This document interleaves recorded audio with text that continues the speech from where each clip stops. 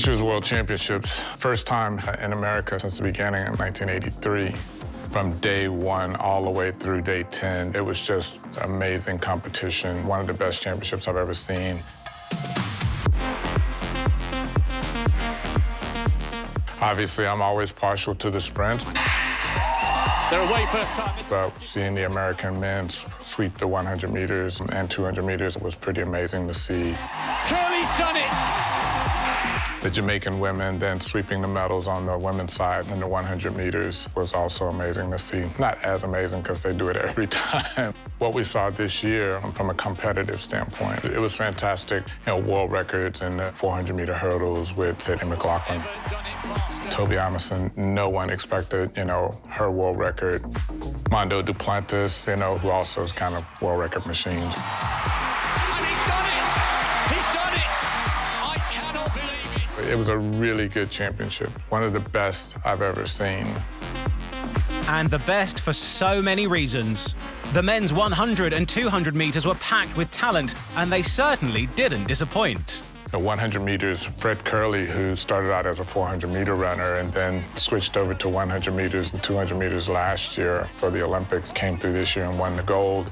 Brilliant sprinter. 200 meters, Noah Lyles is brilliant, great personality. He won the gold this year, broke my American record, and looks on track to do great things. He was still out, you know, hours after finishing his race, interacting with those fans that were left in the stadium, which is just who he is. The goal is always to push the boundaries of what is possible. Sydney McLaughlin went there and beyond in the women's 400-meter hurdles. It'll be interesting to see what Sydney does because most athletes who achieve greatness in the sport do so over years. At 22, she's done everything you could possibly do in a single event. She's won the World Championships, won the Olympics. She's broken the world record over and over and over again. In his prime, Johnson often looked like he was gliding around the track in the 400 meters. Do the current crop of competitors plate the crowd and give them great entertainment? Too often in this sport, I think we're focused on, is anybody going to break the world record when the casual fan wants to see a race. And we had a real race in the 400 meters this year. You have, someone like a Wade Van Niekerk, who's the world record holder.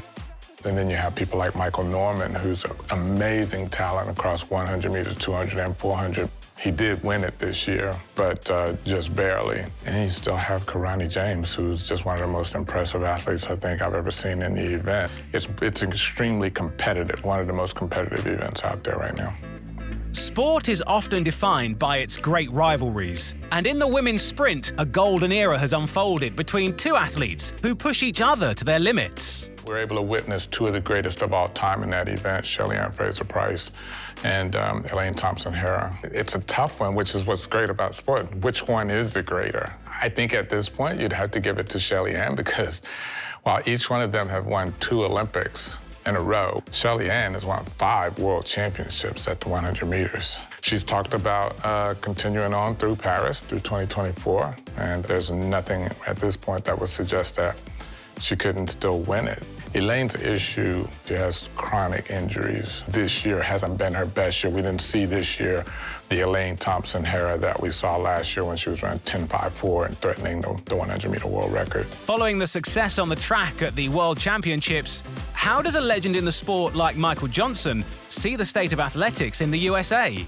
Just having a World Championships in the U.S. isn't enough. The athletes always do a great job. The athletes in track and field are amazing, so you always expect that you're going to have some amazing moments. But track and field has always struggled in the U.S. and certainly compared to other places around the world, and that's been the case for decades now. This could be the moment.